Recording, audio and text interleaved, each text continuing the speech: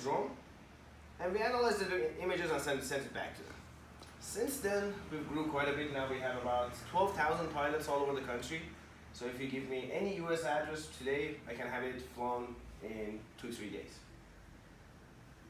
Major hurricanes, or caused by all Atlantic hurricanes, was more than the last 10 years combined. It was over $200 billion.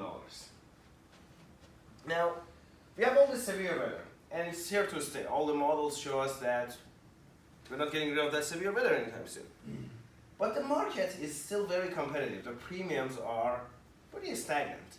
They're not skyrocketing by any means, and the interest rates are low.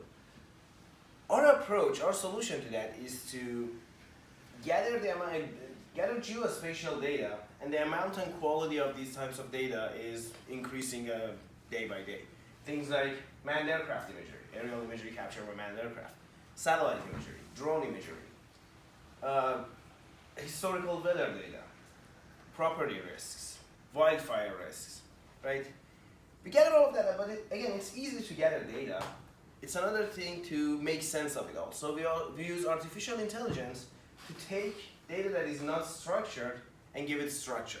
For example, if you look at a top-down view of this building, you see a building. But our AI can tell you whether or not we have a flat roof or a gabled roof, so the roof shape, roof material, whether or not we have damages, wear and tear, all the other items that I'll show you further in the presentation. By sending us the addresses using different ways, you can upload an Excel spreadsheet to the system, you can use our REST API and automatically send us the addresses.